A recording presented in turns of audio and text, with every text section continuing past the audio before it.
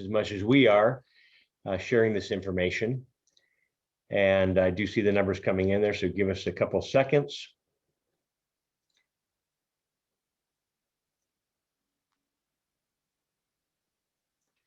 Well, great. So, like I said, my name is John Malanka and proud to be here. Now we've heard about science and how policy gets made. Now let's hear about how this all plays out.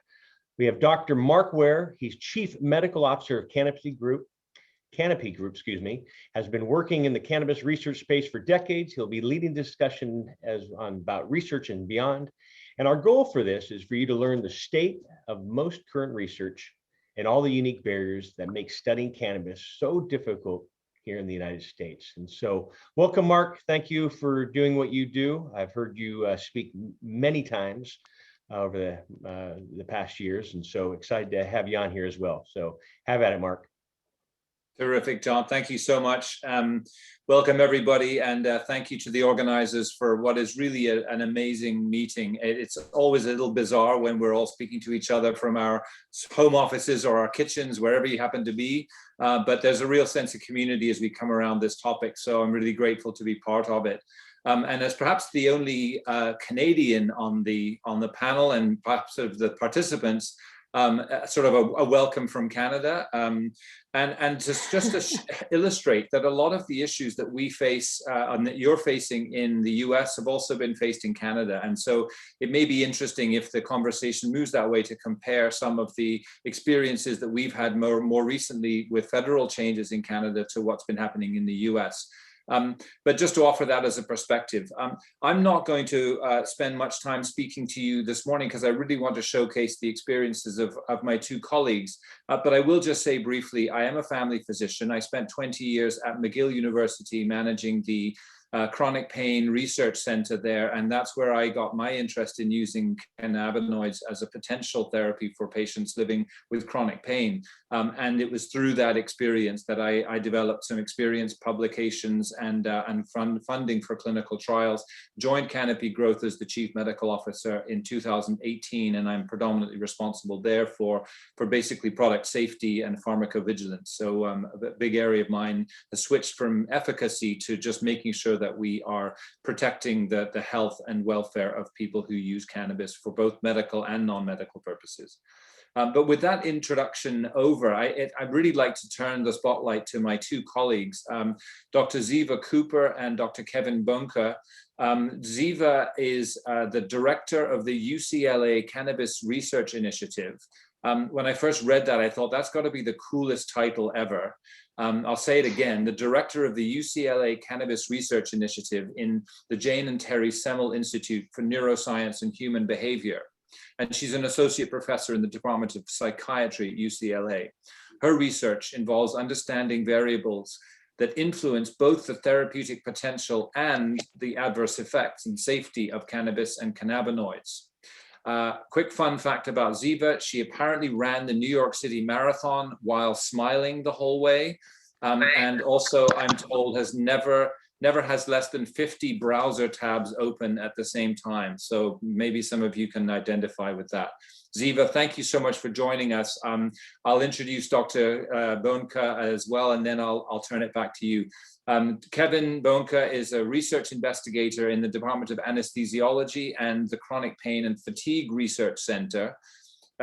Kevin completed his BS in biology at the University of Michigan, then his doctorate at the University of Michigan School of Public Health in Environmental Health Sciences in 2017. His current research interests include cannabinoid analgesia and self-management strategies for chronic pain. Fun fact about Kevin, he's a certified yoga instructor. So that said, let me turn it first to Ziva. Ziva, thanks again for joining us. I wanted to bring both of you to this panel because you've not only dealt with some of the barriers around doing studies with cannabinoids and cannabis, but you've overcome them. You've been very successful in publishing. Tell us a little bit about how your career has evolved and how you've been able to succeed in spite of the challenges that we've heard so much about today. Mark, thanks so much for the wonderful introduction, and thank you to the organizing committee for inviting me. It's really an honor to be here today. And I'm excited to share with you my path to how I got to where I am today, because I think it exemplifies how, although this area is fraught with challenges, there is possibility and it can be done. It just takes a little bit of a stubborn personality and a refusal to say no to these challenges in our path. So Mark, to give some history and to describe how I was able to overcome these challenges, I think I owe a lot of credit to finding myself in a collaborative environment early on in my professional journey, where I was guided in how to do this research with cannabis and cannabinoids by my mentors. So I started off as a preclinical pharmacologist, where I was looking at animal models of substance use as well as analgesics, looking at opioids. And then I quickly turned to doing double-blind placebo-controlled studies in humans of psychoactive substances, a lot of which were scheduled. In fact, all of which were scheduled. And I got this training, again, from a group at Columbia University, and I was able to learn about how to overcome these regulatory barriers, how to submit FDA INDs so that we can actually study cannabis and cannabis constituents, and how to obtain a DEA license, which is required if a US researcher wants to study cannabis. Now, the tricky part was from moving from a collaborative environment where there were quite a few investigators doing this type of work to a new institution, UCLA, where I moved my work about 2 years ago and really starting things from scratch. And with that move, I came to recognize the real barriers for people who do not have experience in this field and who do not have colleagues who can help support them navigating this field. So thankfully, I had my experience from Columbia and I knew how to deal with a lot of these regulatory issues, but I also realized how important my institutional support was in overcoming these barriers. So for instance, in order to move my license from New York, where I was before, to Los Angeles, to California, I really needed to have the support of my institution, of my chair, to give me specific space for the Schedule I substances. I needed support with respect to funding in order to be able to develop the facility with the appropriate requirements that the DEA requires for holding cannabis and other Schedule I substances. So institutional support was really important, as well as the knowledge that I had from Columbia University. Now, a lot of people think that doing cannabis research and cannabinoid research, the main barrier is the fact that these drugs are Schedule I. And indeed, that is a significant barrier because you have to apply for your Schedule I license, and there's a lot of upkeep with respect to handling that license and getting the drug and who you can get the drug from.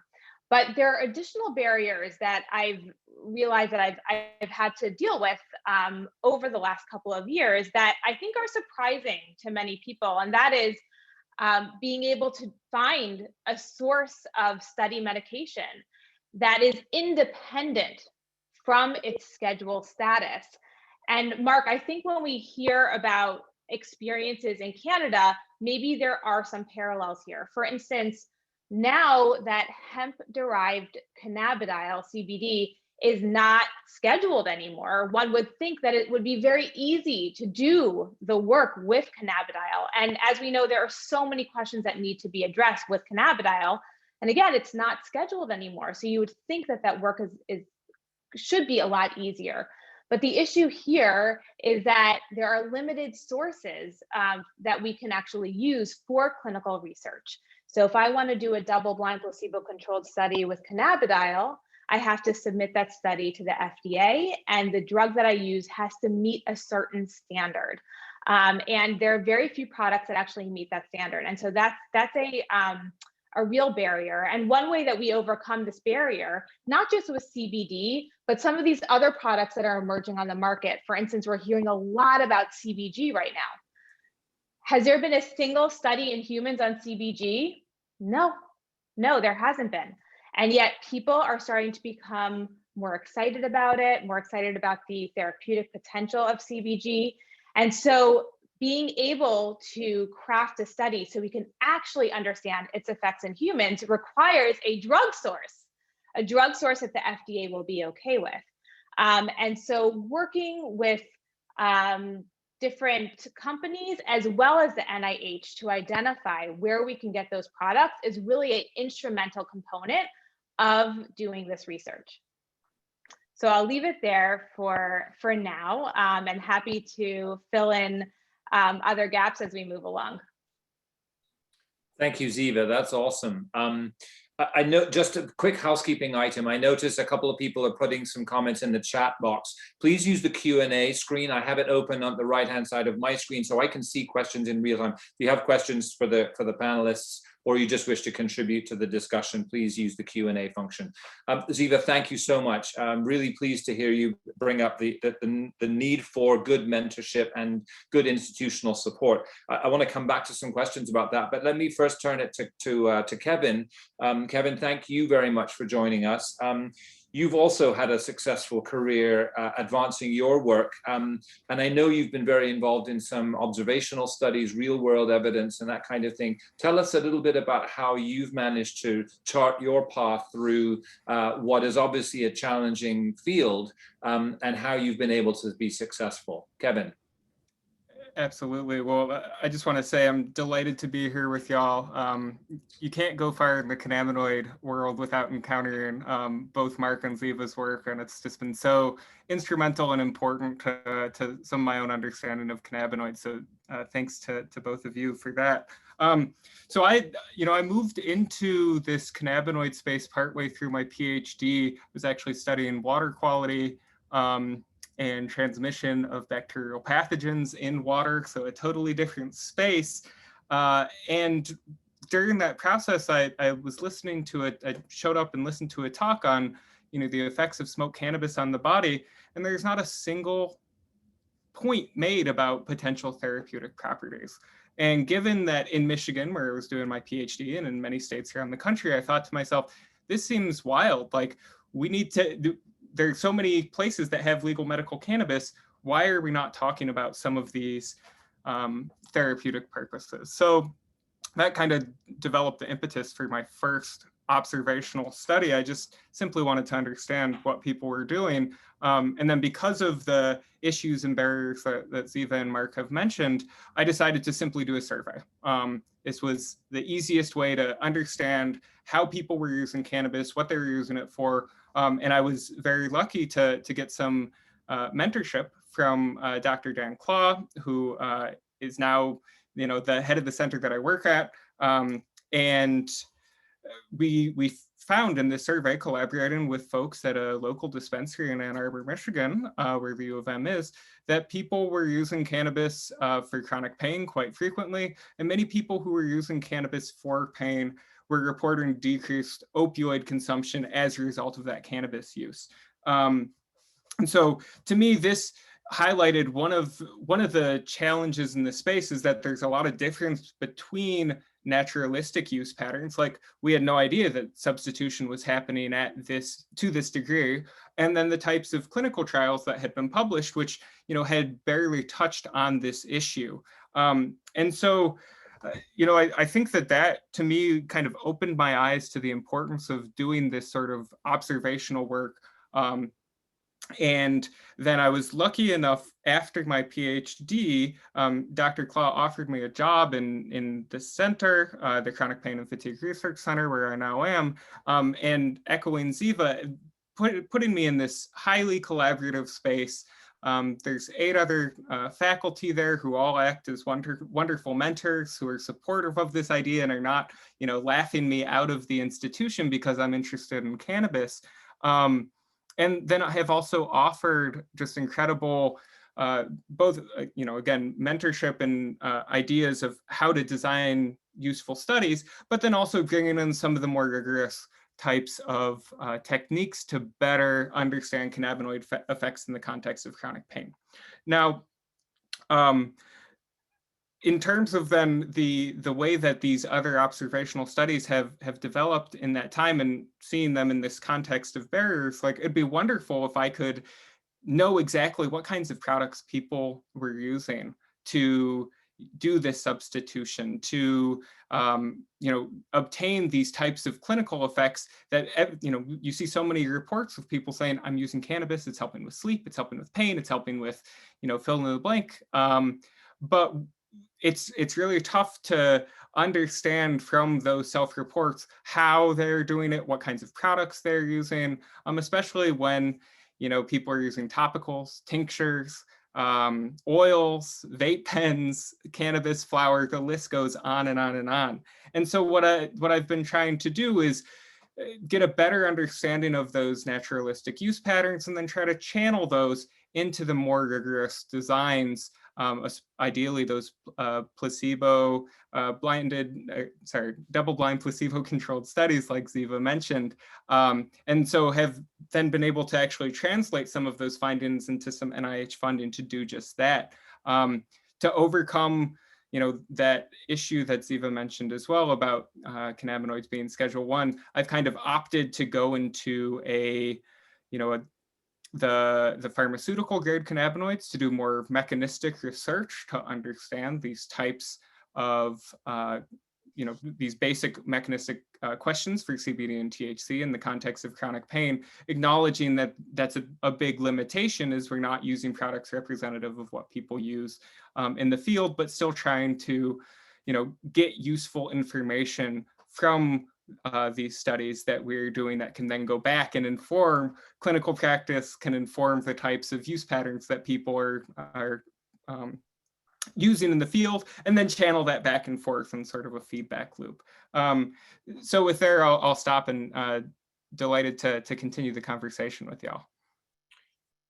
So thank you, Kevin. Terrific. What we've really heard is that when we talk about cannabis research and people talk about the challenges of doing research, there's really a continuum of studies from surveys to understand what people use and how and why. I like your point about, Kevin, about generating hypotheses, using that to say, well, what are the interesting questions that we need to ask? Are there signals from that we can use? Then that turns into slightly more structured observational work. And then perhaps those ideas move into the more interventional or mechanistic studies, as you said, and we can move into the more clinical trials part. So we have to think about cannabis research really as a full continuum. And one of the things that I recognized early on when I began this was we had this unique opportunity with cannabis that there's this massive social experiment going on with cannabis already. And so we almost have a massive data set out there waiting for us to help inform the clinical trials that we need to do to make more robust claims about what works and what doesn't work. You both mentioned your institutions, and I want to pick that up because as the federal government in the US is looking and potentially exploring changes to policy, we often hear the challenges that big institutions in the US face because of the federal restrictions. How do your very well-respected institutions manage to facilitate cannabis research in the presence of a federal law that prohibits this? What are the challenges that you felt institutionally, and how did your institutions manage this? Is that something that you can tackle, Ziva? Yeah, I'd be happy to talk about this specifically because when I first came to UCLA, even though, Don Tashkin, many of you have heard of him, he was doing cannabis research in the 1970s at UCLA, but it didn't really spread to different departments. So UCLA, I think, when cannabis became regulated for adult use in 2016 and then implemented in 2018, it had been legal for medical use since 1996. Los Angeles is a hotbed for the cannabis industry. And I think that it was really important for UCLA to act very carefully and very conservatively to make sure that we were not overstepping federal regulations. And they recognize that this work can be done within the federal regulatory framework, we have to be very cautious and figure out how to proceed. Now, it's interesting because we live in a state, or I have a laboratory where outside of my window, I can see cannabis dispensaries, down three flights, and I can see people going in and out. And yet, I can't study those products because they are not federally legal. So we have to work within the federal space, despite the fact that Los Angeles and the University of California is in a state that has regulated medical and adult use cannabis. We have to comply with the federal legal statutes, and it can be done. It just takes a lot of work, and it takes a lot of careful work. So I have to make sure that my cannabidiol, which is not regulated anymore, I have to make sure it doesn't come from a source that also has medical cannabis cultivations, which is not under federal compliance. So UCLA recognizes that it can be done. It just has to be very careful in how it proceeds. Awesome, thanks, Eva. That's super helpful. Just over to you, Kevin. In your home institution, similar challenges. How have your administrative bosses managed to allow you to do the work you're doing? Yeah, so I think, we've bypassed that Schedule 1 issue by using, again, those pharmaceutical grade THC and CBD products, dronabinol and Epidiolex. So that is one workaround that can be done. And then when it comes to actually conducting the observational studies, there's a lot of concern at the beginning. This was back in 2013 when I did the first one. There's concern about, okay, are we going to be asking people about their use of a Schedule 1 drug? If we're doing that, how do we protect them legally? And so the way to control for that has typically been by making all survey responses anonymous and confidential. So there's no way to, have any connection back to any of our participants such that there could be legal issues. But once, on both of those standpoints, once we got those issues out of the way, it actually was relatively easy. There's a lot of conversations that I had with people in the IRB and, just at all these different levels. But once they were convinced that I was going about this in a careful and thoughtful way, and giving me the support that I needed and all the institutional rules that I needed to follow, they were quite supportive. So that it's been actually really lovely to feel that support in this space. Excellent. Yeah, I think you probably both will share this, but I think once you take the step to come forward and say you are interested in doing this work, people are very happy to see credible young scientists who want to take a very serious look at a very important topic from a public health and medical context. I think people are happy, and so for those on this attending this session who are interested, I think it is important that you have the credibility, but you also show that interest, and your institutions can support if you've got that credibility. So that's really huge. Another topic sort of importance, and the first of the questions that's come in through the Q&A is related to this, but it's about that supply issue that you've touched on, Ziva. And so far, we've managed to get 20 minutes into this session without anybody talking about the NIDA Mississippi supply of cannabis for research purposes. So I want to pick up on that particular piece, because the question is, and I think anyone who's been in this space long enough will know that there's a sort of this widespread feeling that the NIDA supply product is poor quality or whatever. And I don't want to get into that specifically, because I know Donald Abrams, who gave the early session today, did all of his work with NIDA cannabis and established some very strong data about whether it was effective in the conditions that he was looking at. So it's clearly got value as a research tool, but it's got this perception of quality. So we're in this really unique position, balancing out, a rigorous product from, its, and to Kevin, to your point, its reflectiveness of what's actually really out there. Ziva, you mentioned the supply issues a couple of times, and I wanted to come back to you, but how do you tackle this balance between getting something that helps you answer a research question, but also that reflects what's actually going on in that dispensary 3 floors down from your office?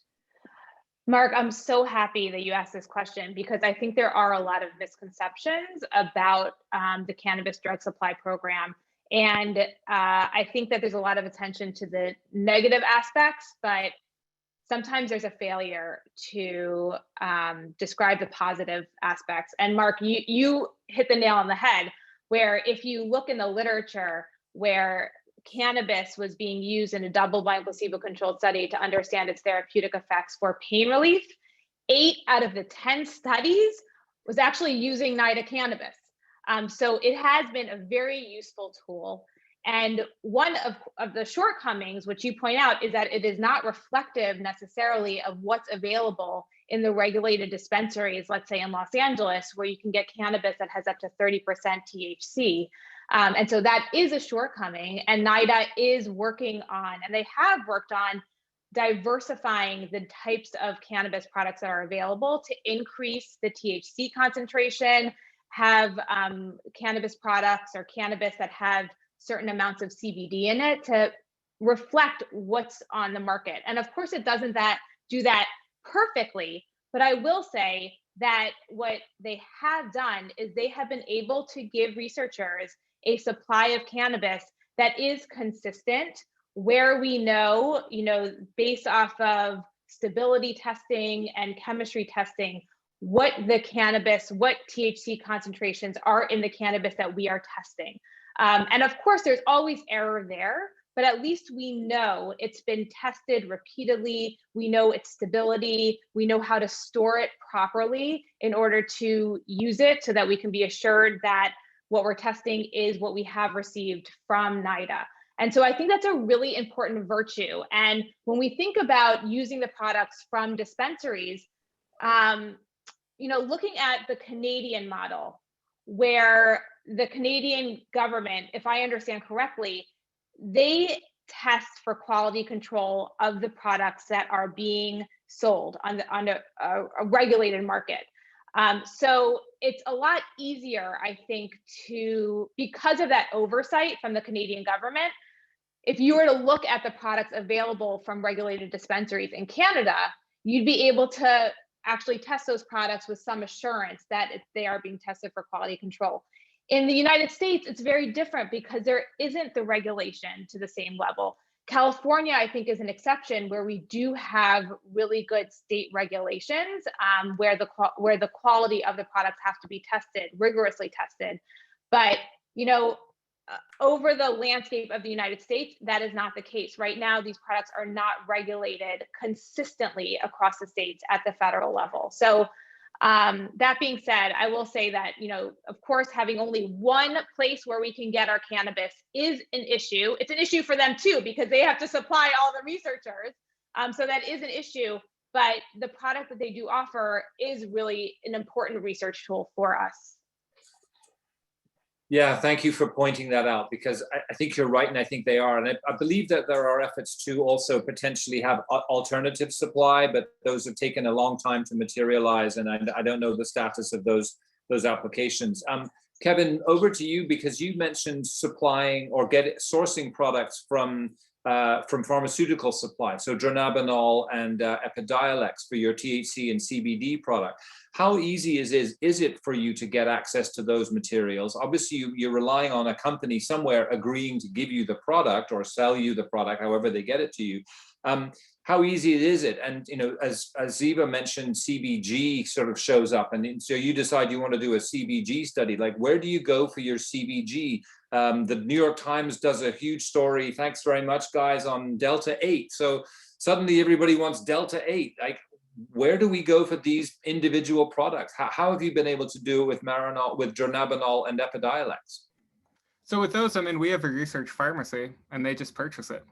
So they can be purchased commercially. So that's a fairly easy answer. In terms of things like CBG and Delta 8, there are not commercial supplies of that in the same way that have gone through all the pharmaceutical. They don't have certified for good manufacturing practices and all that sort of stuff. So we haven't, unfortunately, really been able to touch things beyond CBD and THC.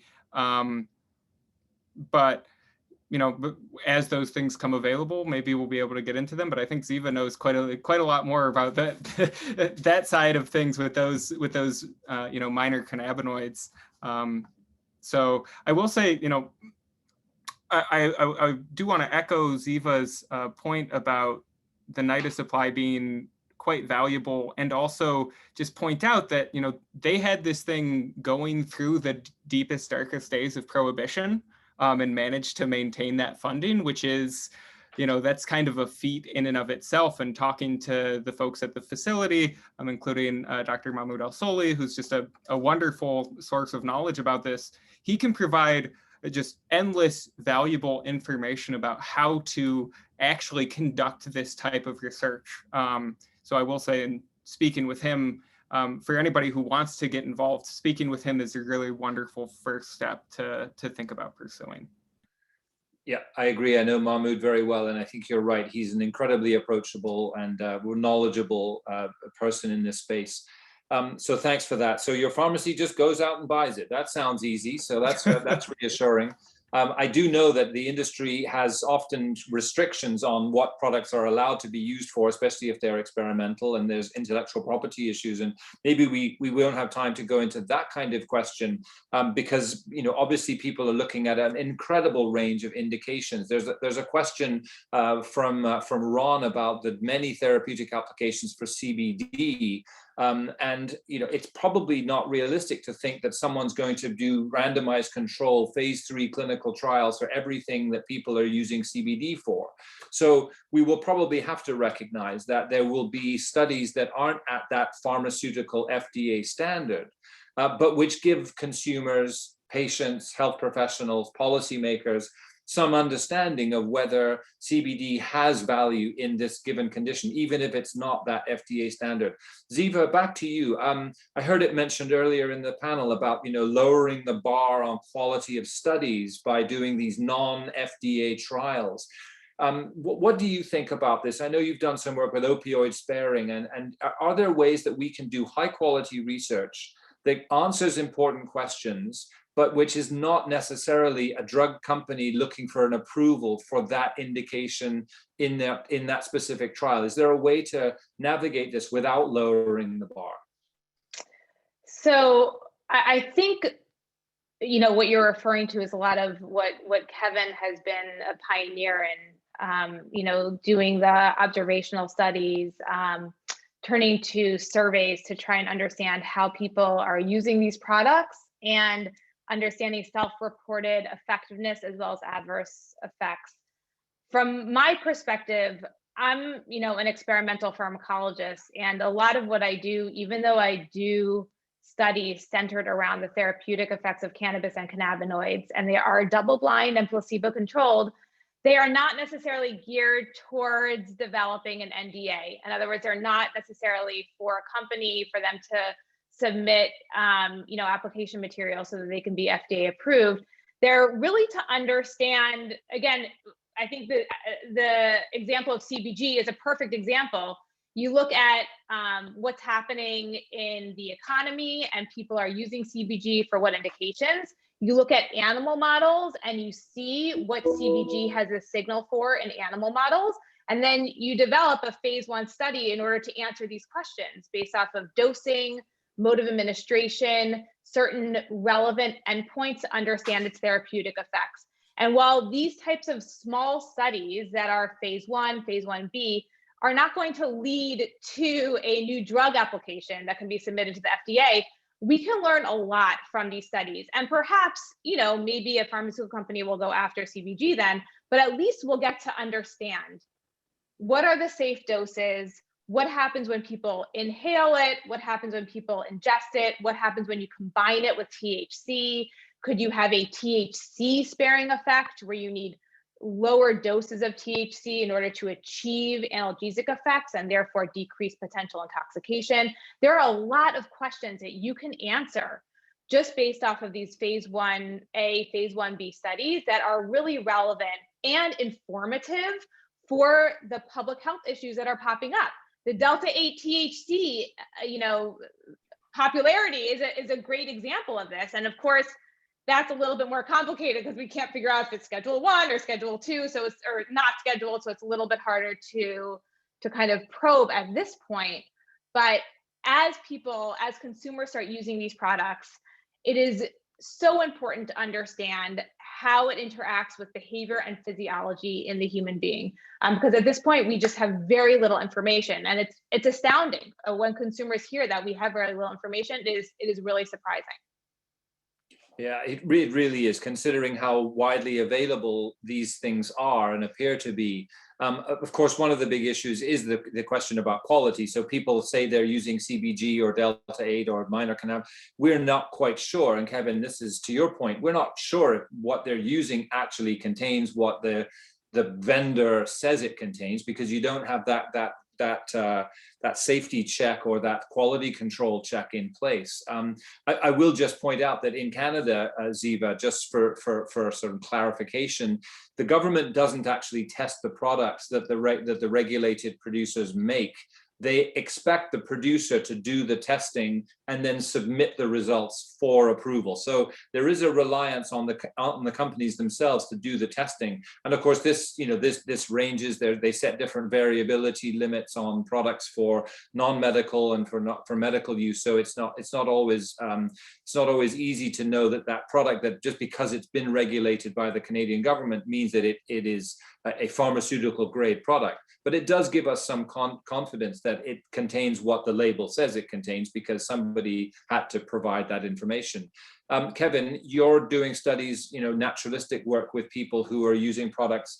Are you able to have confidence in laboratories that can test these products to understand what's in them? Do you have the ability to do that sort of cross-check with what's actually people are taking and what's actually in that product?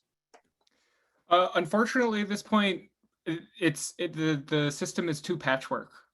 If we had a federal program that had, okay, these are the types of safety and potency testing that we require for all products that are sold in medical cannabis markets, and then had the kind of FDA post-marketing surveillance that we have for other pharmaceuticals, or even, prescription drug monitoring programs to see who's buying what products and when, and then, being able to track those folks over time in some kind of registry way, I think we would be able to, have the types of studies, have the types of results that we could be very confident about that. And I think, in my mind, that would give us a level of evidence that would be very, very robust and would be a wonderful complement to clinical trials. Both because, the types of dosing regimens that people use are much different than what people are using in clinical trials, and they're combining administration routes and all those sorts of things and combining cannabinoids too. So I think if we had that, then we would be in much better shape, to really pull from that evidence in such a way that would be very confident about the effects of those products and the more naturalistic use. Right now, we get very strong signal for specific trends, like the substitution effect, for example, of substituting cannabis for opioids or pain medications or other medications. That's a very strong and consistent signal. Now, do we know whether that's due to CBD or THC or smoking, vaping, or something different? Unfortunately not. So it'd be really nice to have a system in place that would allow us to better capture those data. Yeah, I think we heard from Dr. Marcoux earlier about the need for standardization. There's a need for some quality control around the labs that are doing the testing of these products, so that we are confident that the results are actually reflective of something, because even the laboratories themselves aren't standardized. You mentioned the importance of this substitution effect, especially opioids. And as a pain physician, and having been through this opioid epidemic, it's apparent to me that we desperately need solutions. And cannabis is kind of screaming down the door, saying, look at me, and maybe there's a role for this. One of the challenges that I've faced in doing clinical research, especially trying to answer those questions, is the placebo issue. What do you use as a placebo? We've all talked about placebo, double-blind controlled trials. Ziva, you've sort of wrestled with this a little bit. Is this something that you get your NIH reviewers struggle with? How credible placebo? How do we get around that issue? I mean, this has been an ongoing issue. We have placebo cannabis, but it doesn't really smell like our active cannabis. It doesn't necessarily look like our active cannabis. And so we've figured out different ways to get around this. I will say it is interesting to me. Of course, with oral administration, it's a lot easier to get around these issues. With inhaled or smoked, you have the smell, you have a sensory perception issue. It's interesting in our cannabis studies, where for a lot of them, we recruit people who are using cannabis on a daily basis. And we always ask them to rate their subjective drug experiences. And even though these people are very experienced with cannabis, it's interesting that we frequently, across the board, we frequently get measures of some drug effect, even under our placebo conditions. We don't necessarily tell people that they're going to be getting placebo. We say they're going to be getting a range of different strengths.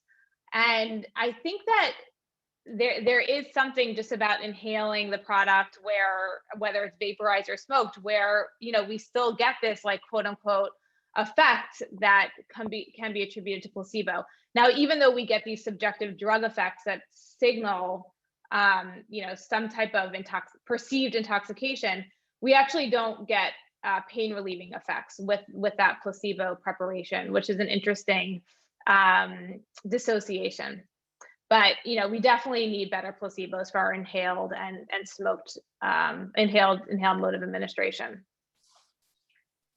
Yeah, thanks for pointing that out. I think it's important. We certainly have seen a lot of criticisms about people using cannabis placebos because the patients will necessarily know whether they were on the active or not. And I think you've raised an important question, which is that's an assumption. People who believe they're using an inhaled cannabis product will often report a feeling or a subjective effect that placebo is very powerful. So thanks for picking that one up.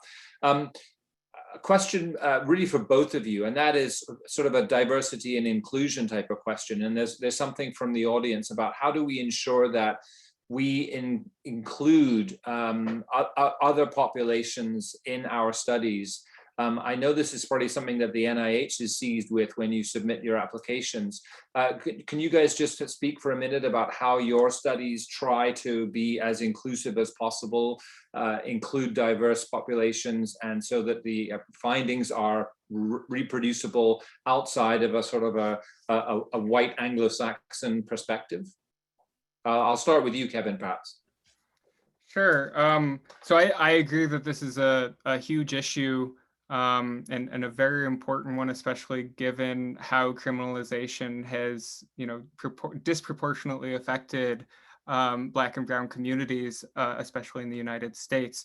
Given that I'm just getting into interventional studies, I'll see, we're going to do our best to recruit people from different backgrounds than the white Anglo-Saxon group, and because we haven't started recruiting for that, I don't have any experience with that at this time. In terms of some of the naturalistic studies, since a lot of it has relied on selection has relied on a self-selected population, that is something that I'm looking into doing further to try to enrich specifically for groups of people who are not typically who are not in that white Anglo-Saxon population. I mean, for example, my most recent fibromyalgia study was, 95% female and mostly white. So it was definitely an issue and one that I'll be thinking about moving forward.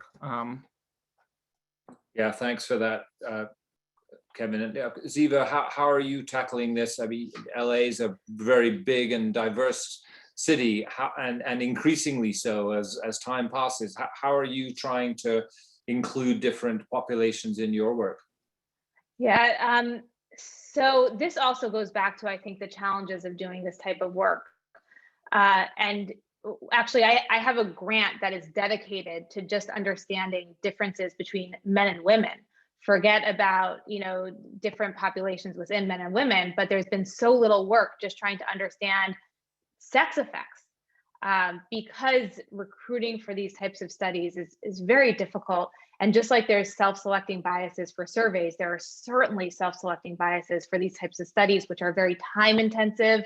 They might be disease specific if you're looking at the therapeutic effects in a patient population. So for fibromyalgia, where the majority of people who suffer from fibromyalgia are female, it's going to be inherently difficult to recruit males for that type of study. From an NIH's perspective, and just from our own perspective, it is really important to us that our study population is reflective of the population of our city. But again, it's difficult because if you think about UCLA and where it's located, that isn't necessarily representative of the greater Los Angeles area. And one way that we can recruit people from different areas is by posting advertisements across the city in order to really encourage recruitment from a diverse population that is representative from the Los Angeles metropolitan area and not just where UCLA sits, which happens to be, you know, Beverly Hills, Bel Air area. And so we do make a strong effort. We provide car vouchers or ride sharing services so that we can bring people in from different parts of the city. But it is an inherent challenge with this type of work that we really have to focus on moving forward. Terrific. Thank you for picking that up, Ziva, and for your attention to that. I'm watching the clock and I realize that we're about 3 minutes away from wrapping up. So I'd like to give you both an opportunity just to kind of give some closing remarks that you may not have had a chance to speak to something about the challenges and opportunities for research. But I do want to first of all point out to the panel, to the audience, that this discussion feels very much to me like a conversation among friends. Probably because I can't see 80 people out in the audience, it feels like we're having a very intimate discussion. But I also want to point out that we didn't prepare these questions in advance. This is not perhaps easy to reflect on, because very often for these panels, you have a list of prepared questions, and we're kind of going through this. This is very real. We've been responding to questions. I apologize to people who've posted. I see a lot of questions have flooded in, including, can I do a mentorship with Ziva Cooper? I won't ask you to answer that question, but clearly you've touched a chord there. But thank you, because this has been a really free-flowing conversation and I've really enjoyed it very much. Last couple of minutes, I'll give you each a minute to close. I'll start with you, Kevin. Last word to you, Ziva. But any last thoughts for anyone listening who's thinking about cannabis research, who's challenged by it? Any pearls of wisdom for anybody listening? Kevin, I'll start with you. Yeah, thank you. Just thank you all for your kind attention. I really appreciate you taking the time on a Saturday to tune in for this.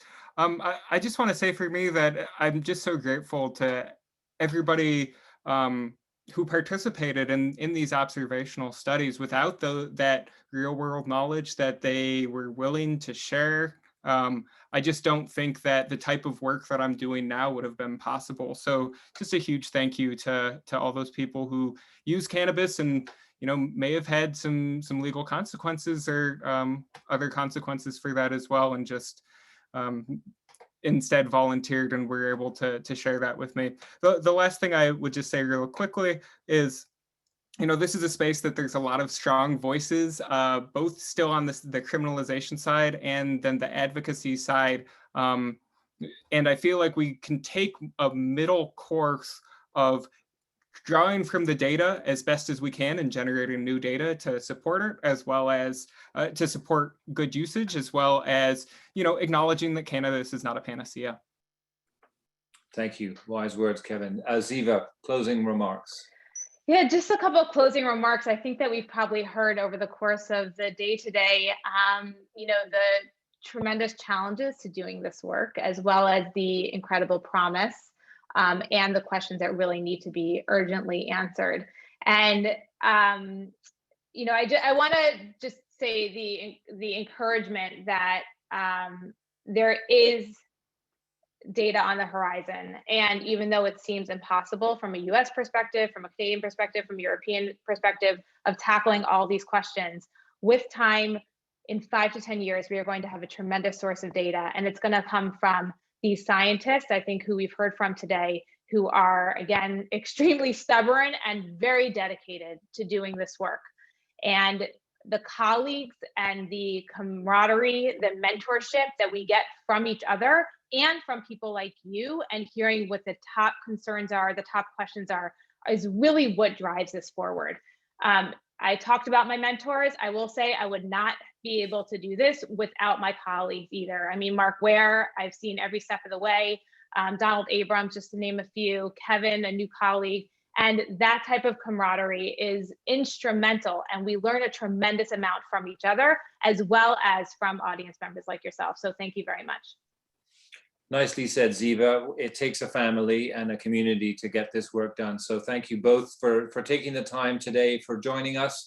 Thank you as attendees, and thank you to the MCRAA for hosting this meeting. I'll turn it back to you, John, and apologies to those whose questions I didn't get to, but this has been a great panel. Thank you both very much. Over to you, John.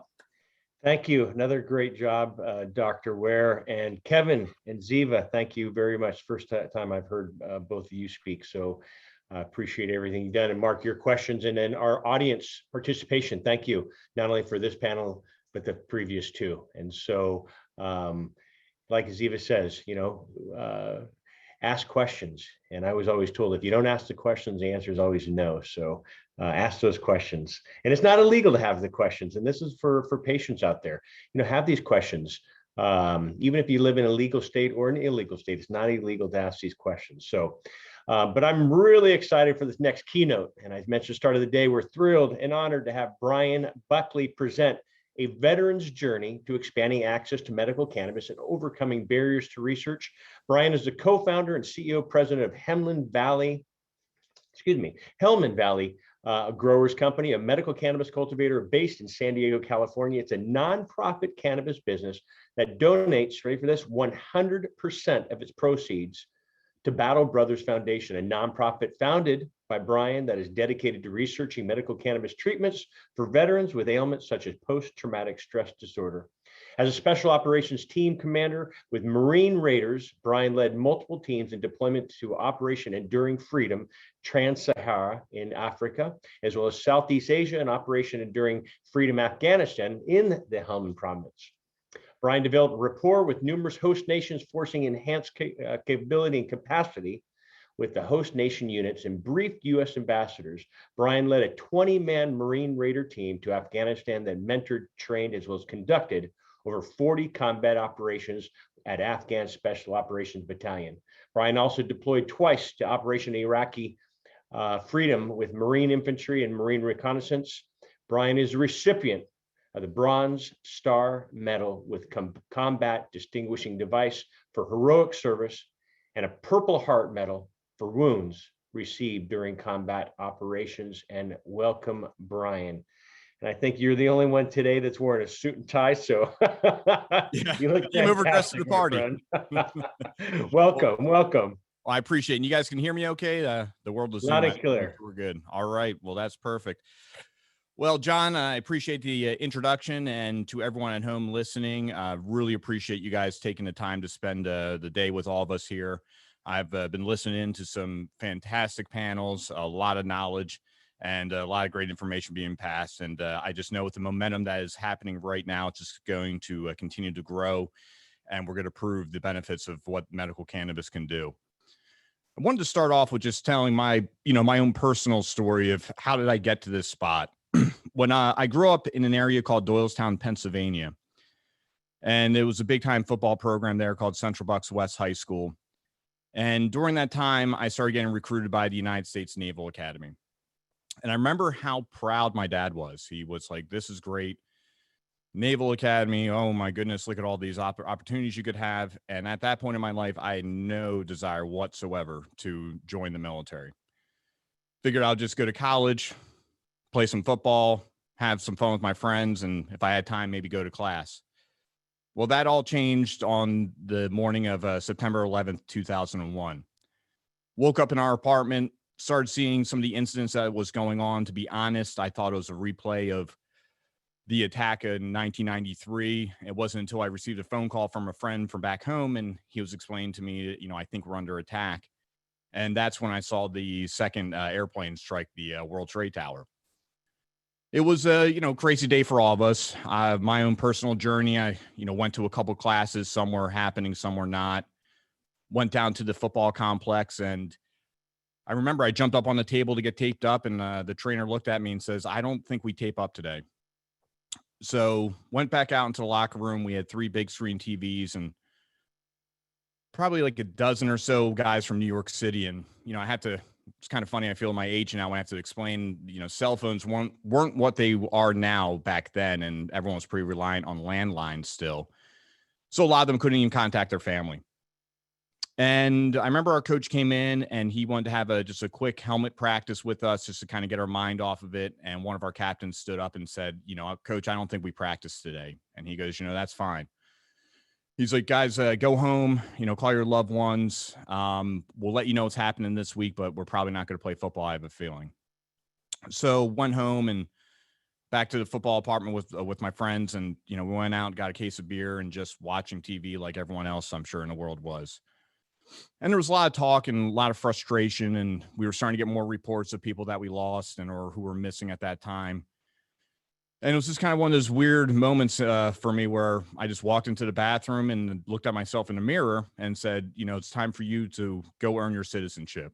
So it was at that moment I knew that somehow I was going to get involved in this fight. So I finished out the football season, went back home in December over the holiday break, and explained to my parents my desires to join the military. They were a little bit in disbelief. I think it really scared my mom. My dad was excited, but also a little bit apprehensive about it. But, we went forward and finished out my spring semester at the University of Massachusetts and then transferred to Villanova University, where I joined their NROTC program. I spent 2 years there. Once I graduated, I received my commission to the United States Marine Corps and became a second lieutenant and went off into Quantico, Virginia to receive my officer's training. I was selected to go into the infantry, which was my choice, and went down to Camp Lejeune, North Carolina, and deployed to Operation Iraqi Freedom in Fallujah, Iraq. When I returned from that deployment, they said, "Hey, you did a pretty nice job. Why don't we think about having you try out for Marine reconnaissance," which I was all about. So went out, tried out, made it, and they rewarded me by sending me back to Iraq 6 months later. So once I came back from that deployment, they said, "Hey, we have a new thing here called Marine Special Operations, now known as Marine Raiders." They're like, "Why don't you go out and try out for that and see what you can do?" So a couple hundred of us went to the selection. I think about 30 of us made it. And I was one of the 30 who was picked to move on to special operations, and spent the majority of my career as a special operations team commander. As was mentioned, did some deployments to Africa, some deployments to Southeast Asia. And of course, Afghanistan was a really hot button at that time. So I went to Afghanistan. Where I was sent to was an area called the Helmand Province. Some of you may know it or some of you may not, but I will just tell you, and this isn't a bragging point, it was by far the most volatile area in all of Afghanistan. Really what would happen there is the Afghans would grow their poppy, it would cultivate into heroin. Taliban would sell it, they would receive tax from it, and it was basically the way they could fuel their insurgency. And it was a very, very important revenue stream for them, and something they did not want to give up. So the fighting there was hellacious, to say the least. IEDs at your feet everywhere. The enemy was very good at what they were doing, and it was just a very volatile deployment. And, this is not, again, another bragging point. We just lost a lot of people during that deployment. A lot of people got wounded, including myself. And I had one colonel tell me, he's like, we think this has been the bloodiest summer for special operation forces since the Vietnam War. So after that deployment, I returned back. It's, it's a kind of a weird feeling when you come back from a deployment, especially one such as that. And it takes some time to readjust. Again, I said a lot of us, we did receive some wounds, and guys were kind of dealing with the rehab and trying to get back. And really you start seeing kind of mental anguish of people trying to, comprehend exactly what we went through and, the guys that we lost. So it was at the end of 2013, I kind of decided my journey in the military was over. At this point, I was a captain. I was kind of staring down the barrel of being a major. And I just wanted to kind of get on and do something different in my life and, you know, marry my now wife and start having kids and living that life. You know, and it was good. It was, things were okay, but that's when I really, everything kind of slowed down for me, where things that I compartmentalized were now starting to come to light a little bit. Some of the issues I had to deal with, just not the physical, but the mental anguish. The VA at this point was deemed me 100% disabled. And with that, they also said I had a 100% rating of suffering from post-traumatic stress. It was really starting to happen at the 2014, 2015 timeframe, 2016 timeframe. You really started paying attention, hearing about the veteran suicide rate, that we were losing more veterans to suicide than we were in actual combat. I really kind of lost my identity a little bit when I left the military. I had a high paying job and everything was going great on that side, but just really wasn't fulfilled. And there's just something natural in me that I just like to serve bigger causes. And I wanted to do something to help. So we established a 501c3 organization called Battle Brothers Foundation. The whole purpose of this, we wanted to do something different for our men and women who were stepping out of the military. There's a lot of great nonprofits that help out our veterans who are, well, I'll say active duty members, if I will. But there's really not much there for the man and the woman once they take off that uniform. And that's where Battle Brothers was kind of born from. And we developed a 3-tier approach of a personal, medical, and economic. So personal side, if you can imagine like a big brother or big sister type network, that you'll have a veteran who successfully has transitioned out of the military there for a new oncoming veteran, and just kind of be there and help them talk and be their guide. We were understanding what was going on with veterans in terms of the opiates that they're being prescribed, or looking towards alcohol as a way to alleviate some of the problems that they were dealing with. And then also on top of that, the post-traumatic stress. So we have facilities that we can actually send veterans to, treatment centers, if you will, that will help that veteran take a knee and, you know, recalibrate themselves and get back out there and do what they need to do and be successful at it. We also understood with some of the veterans, they weren't really receiving the VA disability claim that they deserve. And this is a big deal for them, not only for their own health, but for the health of their family and what it can do for them and the opportunities. And if you deserve to be up in the high rating sides, it's a beautiful thing. And it's a great thing that helps out that family. So we took that on where we could help out veterans move and get the rating that they deserved. And then also on the economic side, it was, let's just find these veterans a job. Let's let them have that sense of purpose like they did while serving in the military, and hopefully avoid a mistake that they can't come back from. It was during this time, another one of my teammates, a gentleman named Andy Myers, who also served with me as a Marine Raider, just was looking really good. I'll be quite frank, a lot of us were probably drinking more than we needed to be drinking. It just seemed like a quick solution and a way for us to maybe go to sleep and all that stuff. But there was just something different about him. And I just asked him, I'm like, what's going on with you? And he's like, well, you ready for this one? He's like, since I got out of the military, I've just been kind of doing my thing, drinking and kind of what we've all been doing. But he's like, I've now decided that I can turn in a fifth of Jack in exchange for a joint. And, you know, cannabis to me was kind of an anomaly at that point. Sure, I had friends who had participated with it, but, you know, it didn't really bother me. It just wasn't really my thing. And I just didn't really understand the plan at all. But he was telling me how much it's been helping him, where he's like, listen, I'm not drinking and driving. I'm not blacking out. He's like, I can go to sleep. I can wake up the next day, feel great. And it's just been kind of part of my routine. And the most impactful thing he said, he's like, it's really helping me transition from a warrior to a gardener. So we sat and we thought about it and thought that there could be something pretty powerful there. Now, naturally, my curiosity got the best of me. And I said, well, heck, if it's working for you, Andy, I'm going to try some myself. And my world changed that night. It was probably the first time I got a full night of sleep, and I can't remember. Woke up the next day feeling great, feeling really good, and it just started becoming my routine. You know, I'd get up in the morning, I'd work out, go to work, come home, be with the wife and kids, get them all ready for bed, and then once they're down, I would start using my medication and start my nightly routine of using medical cannabis, and it would just put me down and help me sleep. And then I started noticing some of the byproducts of like the aches and pains my body has. I have shrapnel all throughout my body. My knees, my ankles will just start swelling up for whatever reason. That all started to be reduced. So we thought this is something really impactful and something really powerful. And how can we help veterans with medical cannabis? There's some tremendous groups out there that are advocates, and they've done a tremendous amount of work. and we're pretty much building everything off of their backs. But we wanted to do something a little bit more to prove the benefits. And I had an opportunity to meet with some members of the United States Congress. And to put it blunt, I just said to them, what would I need to do in order to get medical cannabis into the VA system? And they told me, listen, there's a long road to hoe here, but if you can get data and you can get American doctors to be part of a study, you're going to have a very good argument. So typically, as a Marine does, you go, okay, I can do that. And I walked out the door and I sat to myself, said, how the heck am I going to do this? So I was just doing a lot of different things, trying to raise some capital, raise some money, however we could do it, start trying to meet the right people, did a lot of research. And I was up in Los Angeles at one point, and I got invited to a UCLA cannabis symposium. And I just remember how tired I was. And I'm like, man, my bed in San Diego is looking great right now. But I always tell people, don't ever make a comfort-based decision. And I told myself, you just want to go home so you can go to bed. You are making a comfort-based decision. You made a commitment to go to UCLA, so why don't you get over there and just see what's going on? And it was a great topic. Dr. Jeffrey Chen was leading the initiative at the time.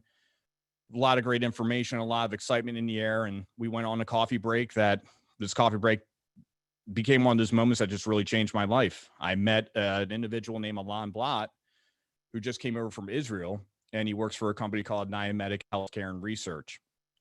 Now, as many of you know, if you are in Israel, you eventually will get conscripted into the military, and you do about 3 or 4 years of service. So all of them are veterans, and obviously they live in a pretty rough neighborhood in the world. So when I was explaining this to Alan, he immediately fell in love with it. And he says, I think there's some way we can go about this and make it happen.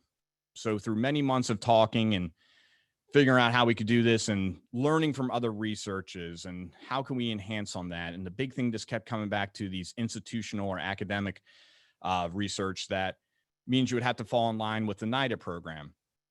But we thought maybe we could do something a little bit different, and seeing what the Israelis were doing with their research, we decided that we wanted to do a private IRB so we could have a little bit more control on this and actually get some product into the hands of veterans that has been grown by cultivators and people who are, nurturing the plant and working on it. This is not a knock on NIDA, but they just have certain limitations on what they're doing.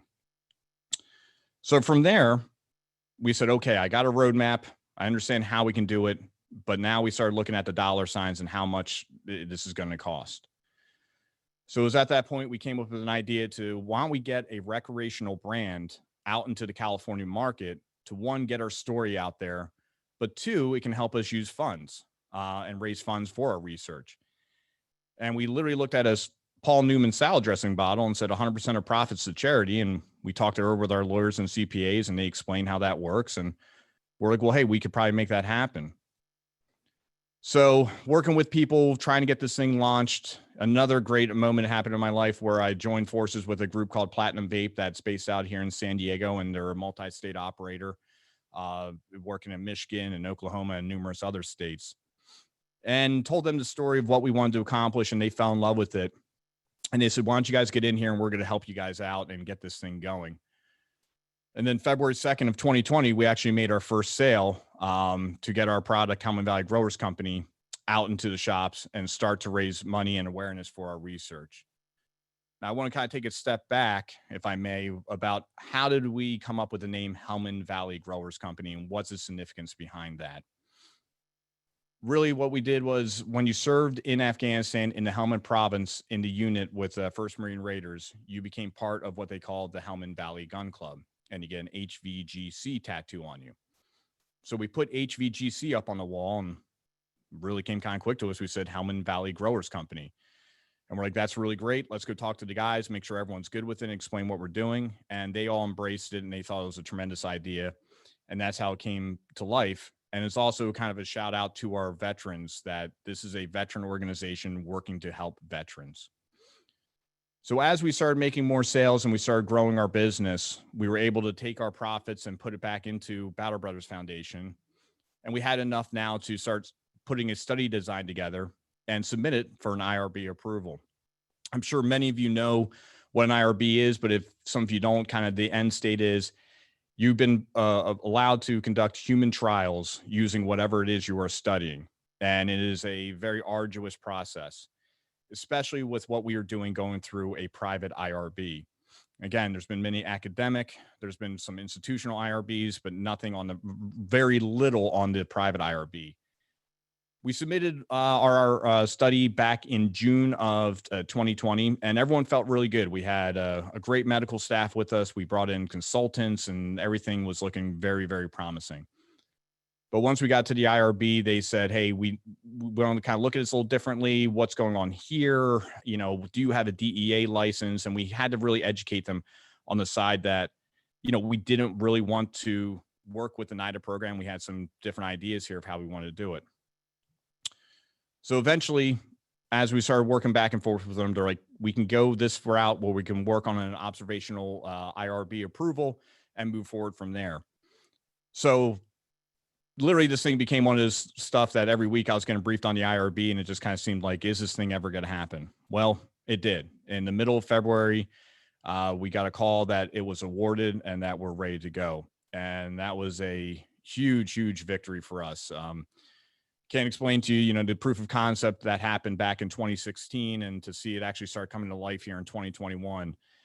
It was a fast 5 years, but also a very painful 5 years to get to this point. So how are we going to conduct this research? This first one being observational, we're going to do a study with 60 veterans here in California. The veterans will come in, they'll receive a non-invasive physical, they'll go through a DSM-5 testing, which will basically evaluate their severity of post-traumatic stress. And then from there, they'll go out, they'll purchase their cannabis, and then for every week for the next 3 weeks, they'll receive a phone call from the doctors at Niametic, and it's going to be very journal intensive. They'll talk about what they've used, the dosing, time, and things of that nature. At the end of the 3-month study, they'll come in for their final interview. We'll gather the last final results we need from them.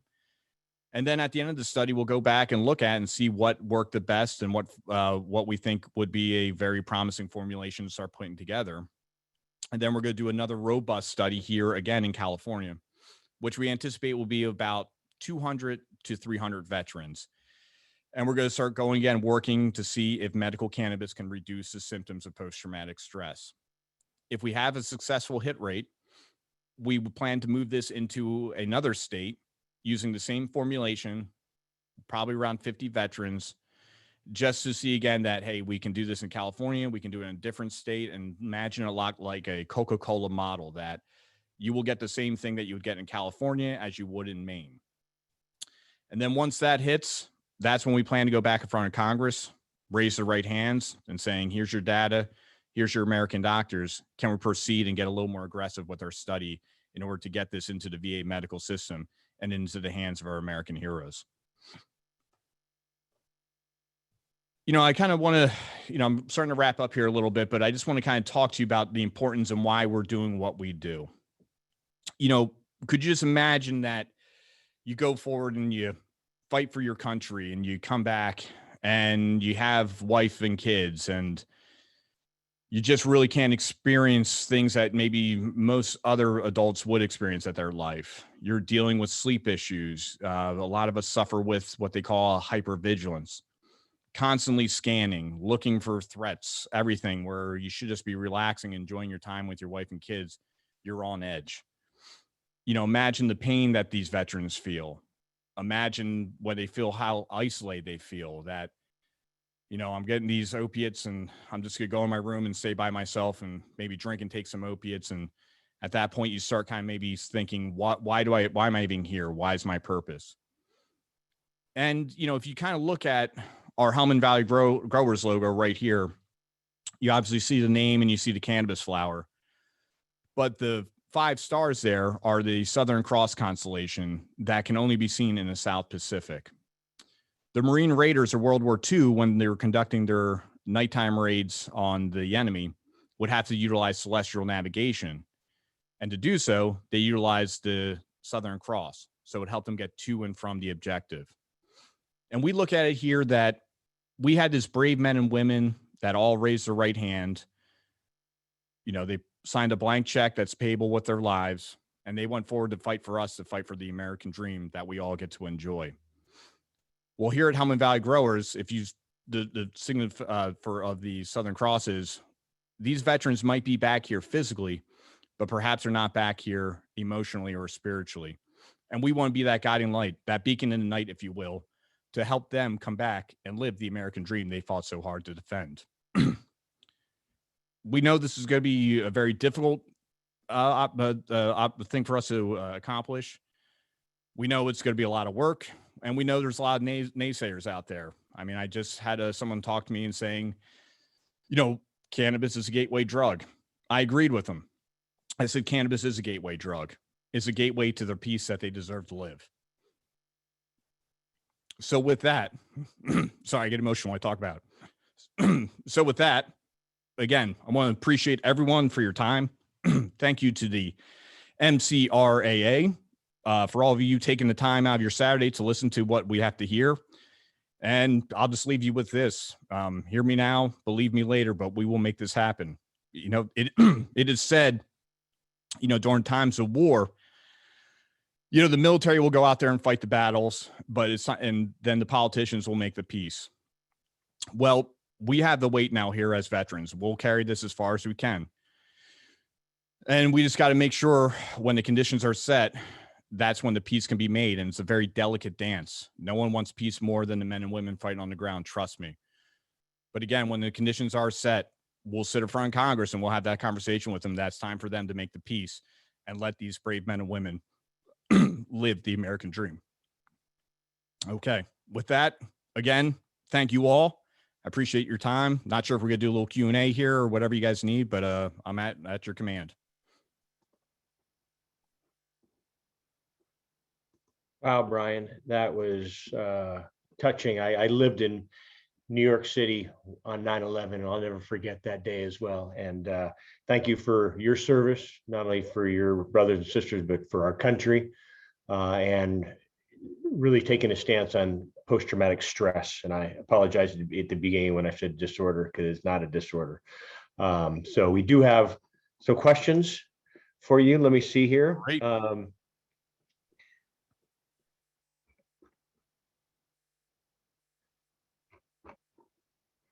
We do have questions here. They're slowly coming. They're slowly coming.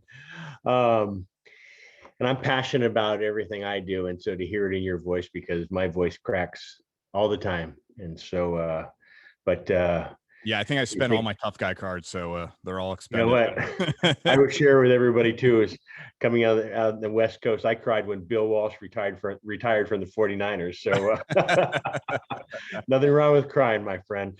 So let me see here. We have a question. How long will this study take, and what is the expectation? And I'm assuming for the post-traumatic stress that you're doing for your brothers and sisters out there.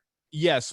So on paper, this first study will take 90 days. Now, there are some extenuating circumstances in terms of the recruitment and bringing people in and them sticking to the entire protocol. But overall, it'll be 90 days. We just wanted to kind of discover what formulations and what types of methods were best for the medicine to get into the veteran. And then from there, we'll start developing our second IRB and start getting ready to put that submission to the Institutional Review Board. Thank you. And what is this is from Dane. Another message popped up here. 1 second here. What is the likelihood of other groups joining the process of what you are doing? You know, I'm all for it. The more research we can do, the better.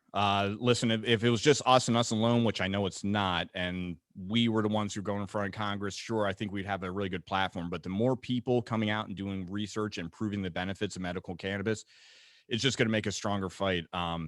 You know, I think it was the last panel was talking about how this takes a village, and it absolutely does. And more people joining on this, more people believing in it, you know, it's going to only speed things up, I think, for everyone in the country. And what we're really excited about is, obviously, we're working this on the veterans aspect, but it's not like they're just going to approve medical cannabis for veterans only. This is going to be opened up to all the medical patients here in America that could benefit from this plant. Great. And from Dr. Haas, thank you, Dr. Haas. He's a wonderful man as well. Showing vulnerability is a strength, often not highlighted. Thank you, Brian, for allowing us to see your strength. And that I know we all mirror that same comment and compliment as well. Is there anything that myself and United Patients Group can do, and I'm certain you'll have a lot of support from this organization and our listeners to help you get your message out there as well. Matt Cash, do you for you, Brian, do you foresee working with academic institutions? I do. You know, obviously, I think it was Eva, she brought up some very good points, some of the things they deal with at UCLA, but we are going to be working this out of UC Irvine. They are working on a couple things on their end, but I think more and more come down the line. And I was really excited to read, I think it was 6 or 9 months ago, the University of Pennsylvania talked about how they want to start doing more research, but working with private farms and not going through the NIDA program. And I think we're going to see more of that. And hopefully they can open up the door. But, you know, it's going to be a little bit of a crawl, walk, run, if you will, in terms of, you know, proving that other things outside of NIDA can work and what it can do. And I think that will there's going to be a comfort level that I think it's going to have to be established. And I think things will open up. Yeah. And this is what I always talk about, is the pebble in the pond and the ripple effect and getting this message out there too. And this is what today's conference was really all about. And one more here from Catherine Carlson. Thank you very much, Brian, for your perspective.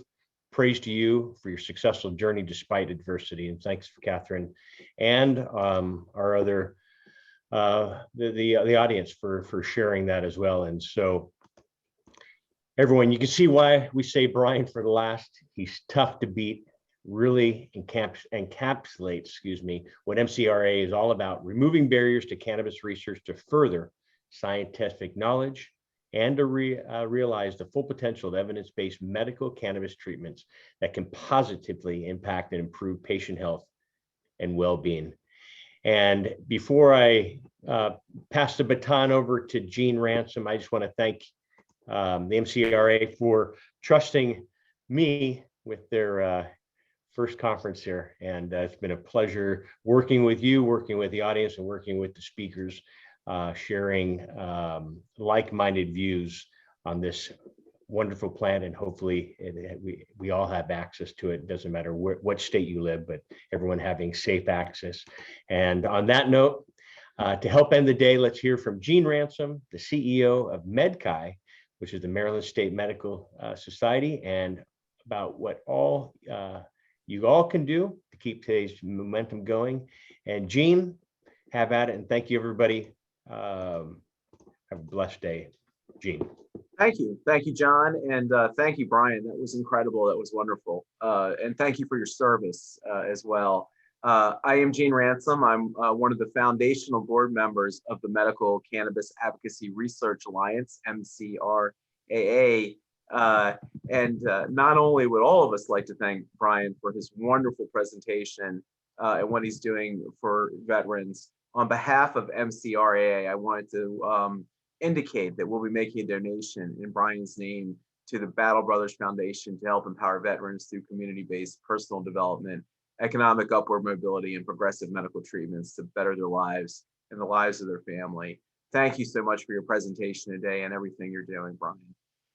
I want to thank everybody for attending the inaugural Medical Cannabis Advocacy Research Alliance Symposium. I want to thank our speakers, our panelists, moderators, especially John, our program MC, who did a great job.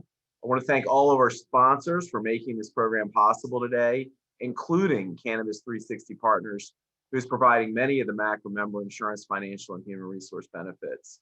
Please take a second to look at those sponsor web pages and information and see if they can help you in your business or activities, because they're invaluable to making MCRAA move forward.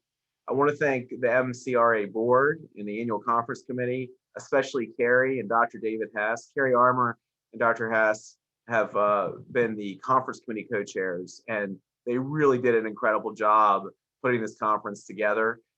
You saw that all day today. Everything from the regulatory information, the research. I can't say enough about the incredible efforts they put forth and the work they've done. It was terrific. You know, we've heard from some of the nation's, frankly, some of the world's most foremost experts on medical cannabis and research and education. And you've heard how far things have come, but I think you've also heard how much more we have to do. And I really think that shows the importance of MCRAA. I think we've identified a lot of opportunities for us to do things better. And we have a lot of work to help educate our colleagues, clinicians, and patients to the research needs that exist. And we need to continue to fight to have education like today that's unbiased and physician, clinician focused and patient oriented.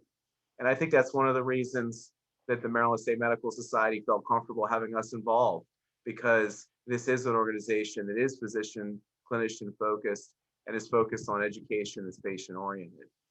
I want to encourage all of you who are not presently MCRAA members to join our organization and participate in some of our committees, which includes legislation and regulation, the annual conference committee, the education committee, and the membership and communications committee. It's cost effective. Medical and related associations and nonprofits and for-profit companies and corporations all have reasonable rates. And you can get more information on membership categories and due structure by visiting www.mcraa.org. And last but not least, and maybe most importantly, MedChi was very proud to sponsor a portion of this conference today for CME. And if you will be getting an email that you need to fill a simple form out to receive your CME. If you don't fill the form out, you will not get your continuing medical education, and you'll receive a certificate via email within 60 days of filling that form out. If you have a problem, you can reach out directly to me at MedChi, or you can reach out to MCRAA, or if you have any questions with regards to that, or you don't get the email form. But please remember to fill out those responses and go forward. The last thing I did want to say, one other person that I think it's really important that we take a second to thank is Matt Katz, who's done an incredible amount of work getting this whole organization up and off the ground.